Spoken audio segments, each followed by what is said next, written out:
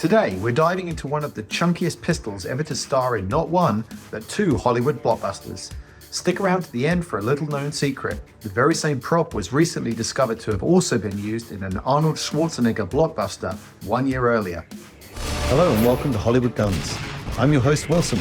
Whether you're into action flicks, classic thrillers, or unforgettable TV shows, this is the place where movie magic meets real-world firearms. In this video, I'll take you through the history of this gun, why it was chosen for the movie, its impact on pop culture, other movies and TV shows it appeared in, and of course, my take on how the Hollywood portrayal compares to real life. Literally, let's jump into the story of the Ruger KP90s from the movie Desperado.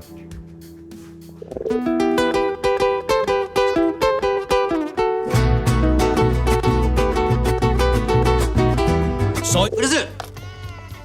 It's a guitar.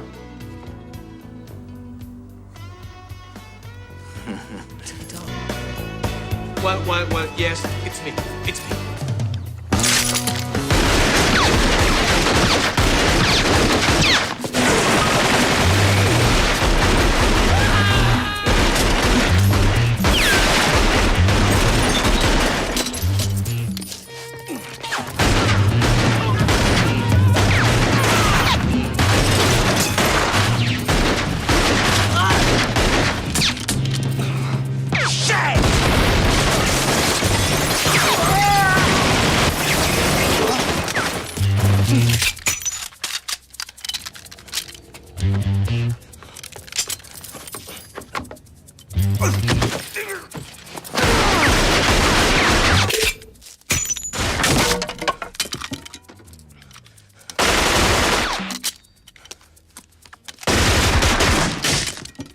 You missed me!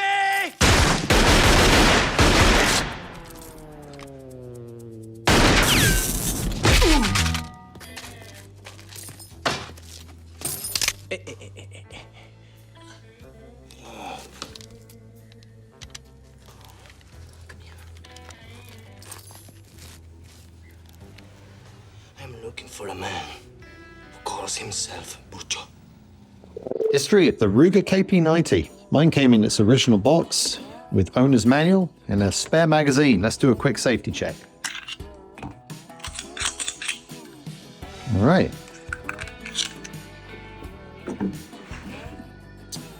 So, first comment opportunity. Is this a Ruger P90 or is it a KP90?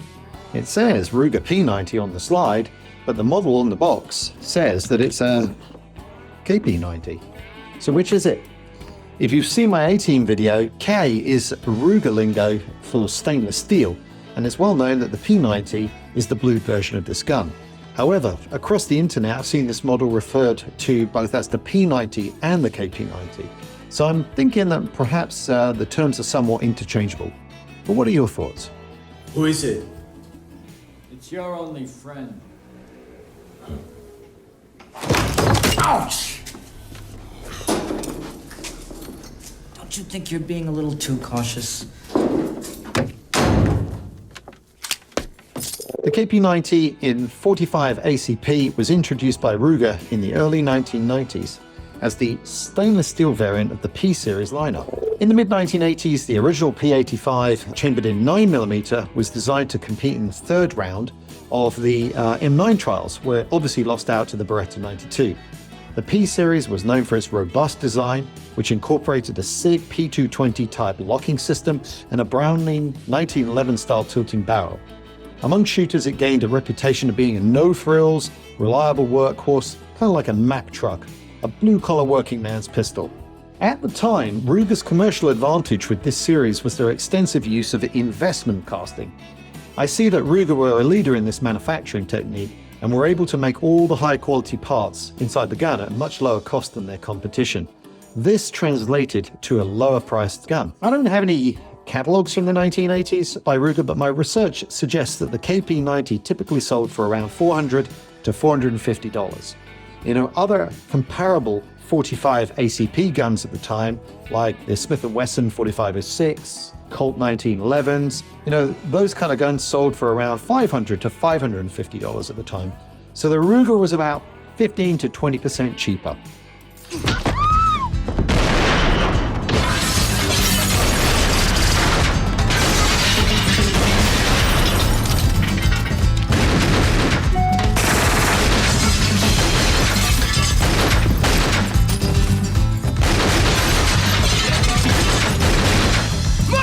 I'm not sure if it's to do with the investment casting process or if it was an 80s/90s styling choice, but this is a really chunky full-size pistol when compared to other 45 ACP pistols of the era. Let's take a look at the dimensions when compared to a 1911 or a Smith & Wesson like this one. Okay, for you eagle-eyed viewers, this is a 10mm, but you'll get the idea. When you look at them, it's really fat in its dimensions across the top compared to this gun, which is in a more powerful caliber. Same thing with a 1911, much thinner on the slide between the two guns. And this to me is what is wrong with the Ruger. All of its weight is up top here and in the wrong place. This is a big old lump of stainless steel, but the frame under here is made from a very light alloy. It's actually almost as light as, say, a polymer frame. And to me, that just puts the recoil in the wrong place. You've got this slide kind of whacking backwards and forwards as the gun shoots, and all the weight on the top here, and not having this weight in the palm of your hand when you're firing means that you get a lot of, or at least I get a lot of muzzle flip in between shots like that. And so I find the follow-up shots are not very quick or accurate, as I need to take more time to aim the firearm.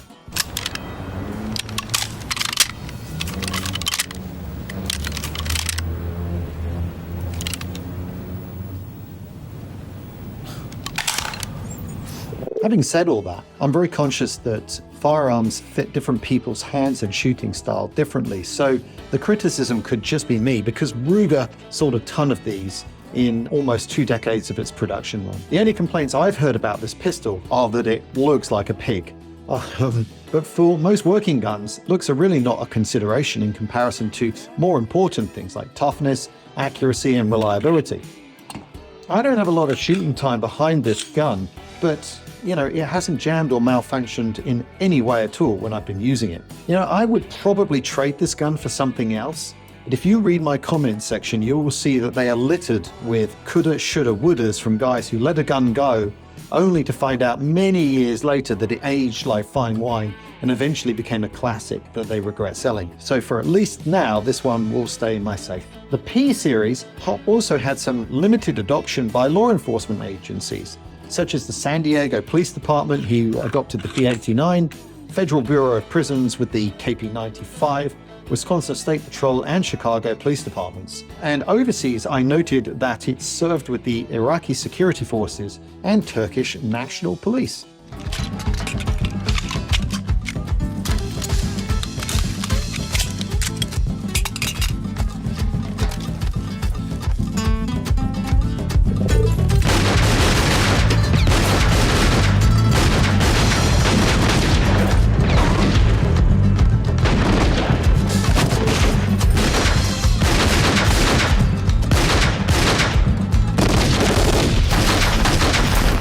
Why the Ruger KP90 was chosen for Desperado.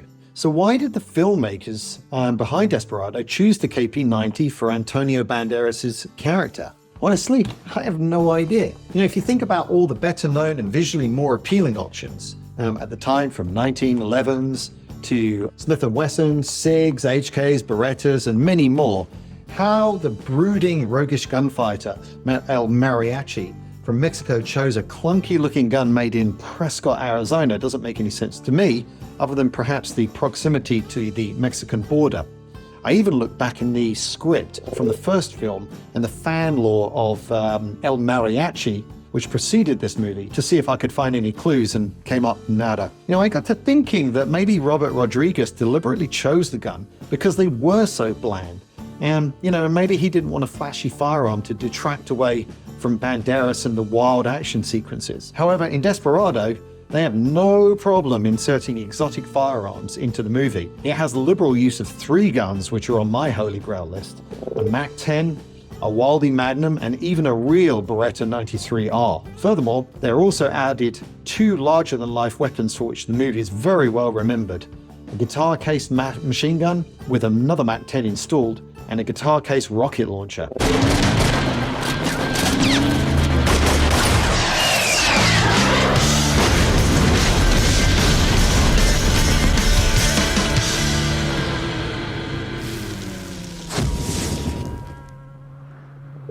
So I've drawn a blank.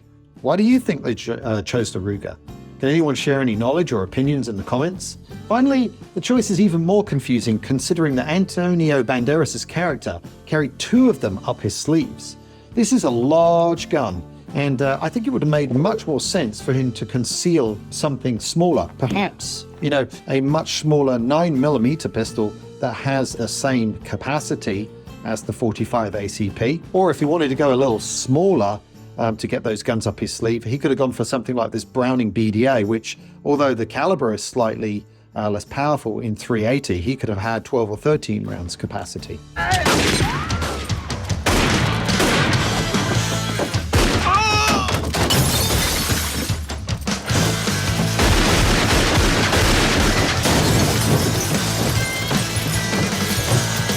Ruger KP90's impact on pop culture. I'm going to go out on a limb here and say that this model, the Ruger KP90, is not quite a cultural icon just yet. Did anyone go out and buy this gun specifically because it was in the movie Desperado? Well, yeah, but that was probably just me. But Desperado is one of those movies that helps solidify the image of dual-wielding pistols in modern cinema, and therefore the KP90 is a big part of that legacy. It's not just about the gun model, it's about how it was used to create unforgettable action moments. And as far as I know, Desperado and the KP90 was one of, if not the first action movie to blaze the trail of stars wielding 2 identical pistols instead of 1.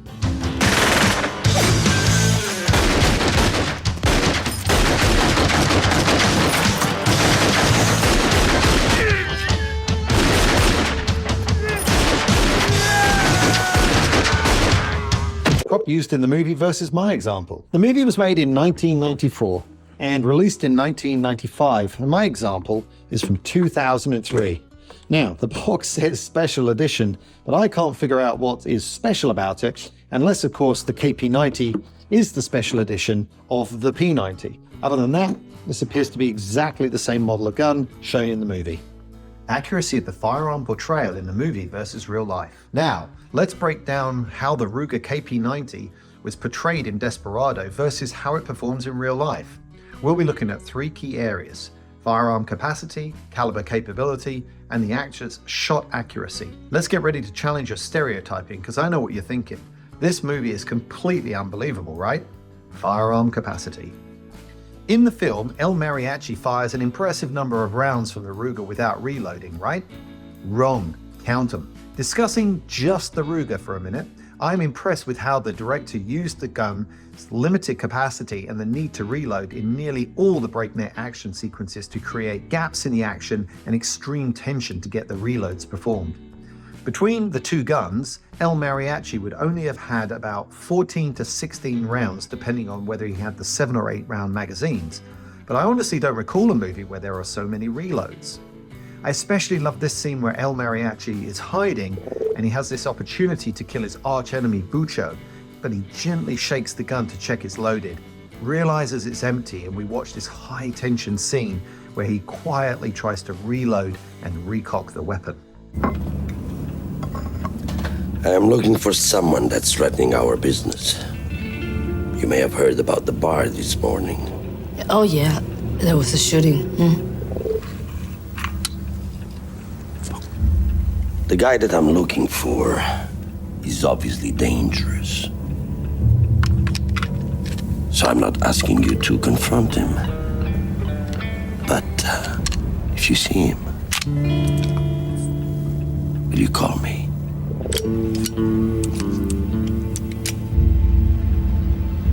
But we can't have any more shootings. No. One slight hiccup though. As I was researching this video, I learned that in order to get the Rugers to conceal up Banderas' sleeves, they had to use a second pair of pistols with the butts cut down. Now, if these modifications were made in real life, it would reduce the capacity of the gun down to 4 or 5 rounds. However, Hollywood has to often make edits to props and scenes like this in order to make the action sequences work.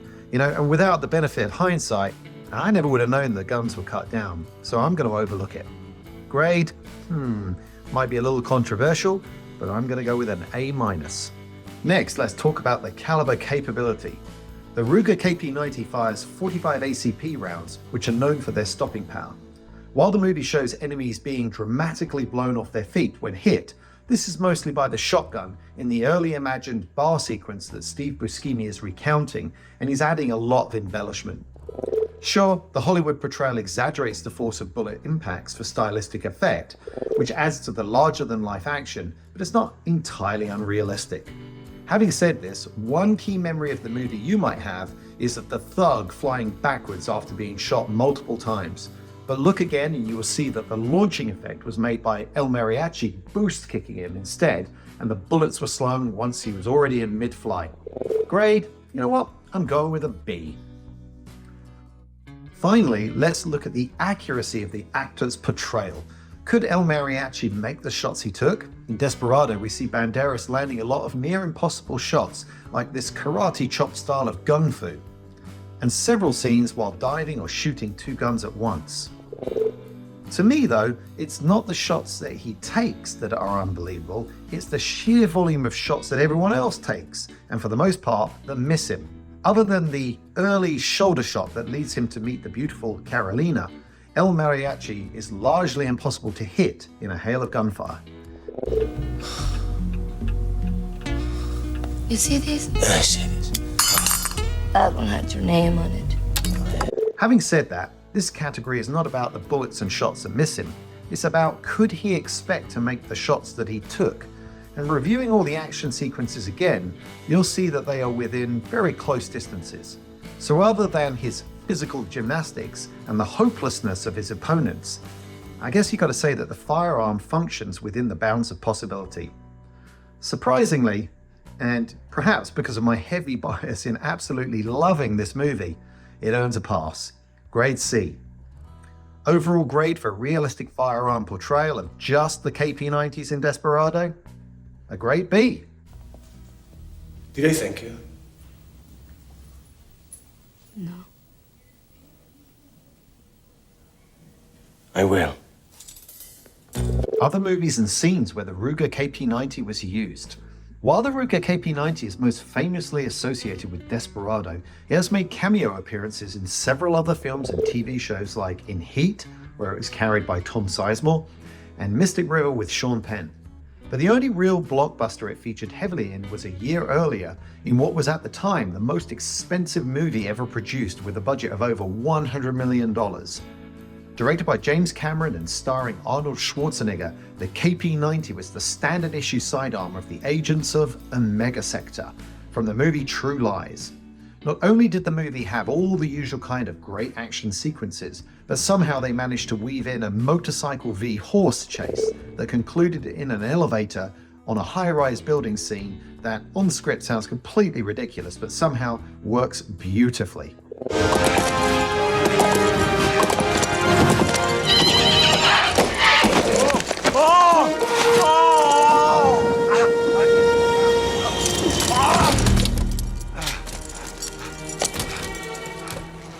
Finally, I learned recently that the same prop weapon was almost certainly used in both movies.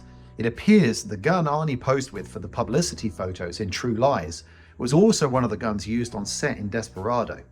If you want to learn more about this and other fascinating stories of the original movie prop weapons, you can read more about it at the website originalprop.com. Conclusion, why it's still an icon. The Ruger KP90 might not be the most common pistol in modern action films, but its appearance in Desperado has cemented its place in firearms cinematic history, at least for me. Its robust design and the dual-wielding, high-flying use by Antonio Banderas has led me to believe that just like the movie, this gun is gonna age well and one day be remembered as a true classic. And that's a wrap. Thanks for watching. If you enjoyed this breakdown of the Ruger KP90, hit the like button and don't forget to subscribe for more Hollywood firearm reviews. If you're really impressed with my work or want to help financially support me and the channel, you can send me a donation via YouTube Super Thanks. All donations go directly towards building a fund to acquire future movie firearms. By the way, don't forget to let me know in the comments which movie guns you'd like to see me feature next, as I'm building an audience wish list. That's it. Until the next episode.